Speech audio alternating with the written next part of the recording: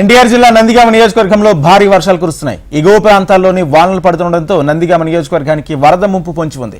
ఇప్పటికే మున్నేరు నుంచి భారీగా వరద నందిగామకు వస్తుంది. నందిగామ మున్నేరు వాగు పొంగి పొర్లుతుంది. నందిగామ కంచికిచెర్ల మండలాలకు మున్నేరు నుంచి 42 క్యూసెక్ల వరద కృష్ణానదిలో వచ్చి చేరుతుంది. భారీగా వరద వస్తుండటంతో లోతట్టు ప్రాంత ప్రజలు భయం గుప్పిట్లో నివసిస్తున్నారు.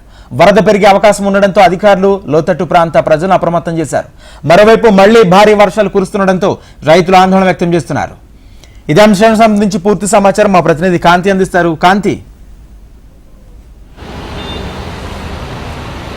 రాజేంద్ర, ఏదైతే ఎన్టీఆర్ జిల్లాకు భారీగా వరద ప్రవాహం వచ్చి చేరుతోంది. మరొక వైపు వర్షాలు గత 2 రోజుల నుంచి ఎడతెరిపి లేకుండా కురుస్తున్నాయి. మరొక 2 రోజుల పాటు వర్షాలు కొనసాగే అవకాశం ఉందని వాతావరణ శాఖ హెచ్చరికలు జారీ చేస్తుంది. ఈ నేపథ్యంలో భారీగా వర్షాలు ఒకవైపు, మరొక వైపు వరద ప్రభావంతో ప్రజలు అటు రైతులు తీవ్రమైన ఇబ్బందులు పడుతున్నారు. మున్నేరు నుంచి భారీగా వరద నీరు వస్తుండటంతో మున్నేరు వాగు నుంచి దాదాపుగా 60,000 క్యూసెక్ల నీటిని దిగువకు విడుదల చేస్తుండటంతో బాగా లోతట్టు ప్రాంత ప్రజలు ఎవరైతే ఉన్నారో వారందరినీ కూడా అధికారులు ఇప్పటికే అప్రమత్తం చేశారు. ఎన్టీఆర్ జిల్లా కలెక్టర్ సృజన ఇప్పటికే అనేక మార్లు అధికారులతోటి టెలికాన్ఫరెన్స్ నిర్వహించి ఎప్పటికప్పుడు పరిస్థితిని తెలుసుకుంటున్నారు. దీంతో పాటుగా ఏదైతే జిల్లా వ్యాప్తంగా ఉన్న వర్షాలు, వాగులు, వంకలు పొంగి పొరలుతుండడం ఒకవైపు, మరొక వైపు సింగనగర్ పరిసర ప్రాంతాలలో భారీగా వరద నీరు ఇంకా కూడా బయటికి వెళ్ళకపోవడంతో ప్రజలు తీవ్రమైన ఇబ్బందులు పడుతున్నారు. దీంతో పాటు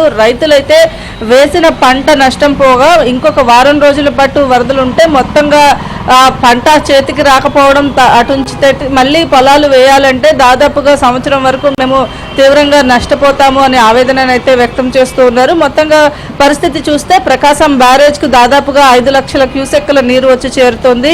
ఇంకా కూడా వరద ప్రవాహం ఎక్కువ పెరిగే అవకాశం ఉందని అధికారులు ఇప్పటికే హెచ్చరికలు జారీ చేశారు. మొదటి ప్రమాద హెచ్చరికను ప్రకాశం బ్యారేజ్ వద్ద జారీ చేయడంతో దిగువన ఉన్నటువంటి నదీ పరివాహక ప్రాంత ప్రజలను ఇప్పటికే అలర్ట్ చేసినప్పటికీ కూడా కొంతమంది ఎవరైతే ఉంటున్నారో అక్కడ వారిని సురక్షిత ప్రాంతాలకు తరలించేందుకు అధికారులు ఏర్పాటు చేస్తున్నారు. అలాగే పునరావాస కేంద్రాలలో గత వారం 10 రోజుల నుంచి ఎవరైతే నీళ్లలోనే ఎక్కువగా ఉంటున్న నేపథ్యంలో హెల్త్ క్యాంప్స్ ని కూడా ఏర్పాటు చేయడం, వారికి కావాల్సినటువంటి నిత్యావసర వస్తువులను అందుబాటులో ఉంచడంతో పాటుగా ఏదైతే మున్సిపల్ సిబ్బందితోటి అలాగే మంచినీటి సౌకర్యం లేని ప్రాంతాలలో పూర్తిగా మంచినీటి సౌకర్యాన్ని కూడా అందుబాటులోకి తీసుకువచ్చారు. నదీ పరివాహక ప్రాంత ప్రజలను అప్రమత్తం చేయడంతో పాటుగా ఎప్పటికప్పుడు అలర్ట్ గా ఉండాలని కూడా ఆదేశాలు ఇవ్వడం జరిగింది. అధికారులందరికీ కూడా ఇప్పుడే ఇరిగేషన్ అధికారులు ఇప్పటికే భారీగా వరద నీరు ఈ రోజు సాయంత్రం లేదా రేపటికి వచ్చే అవకాశం ఉందని హెచ్చరికలు కూడా ఇస్తున్న నేపథ్యంలో ఇప్పటికే అధికారులంతా కూడా అప్రమత్తంగా ఉన్నారు. మొత్తంగా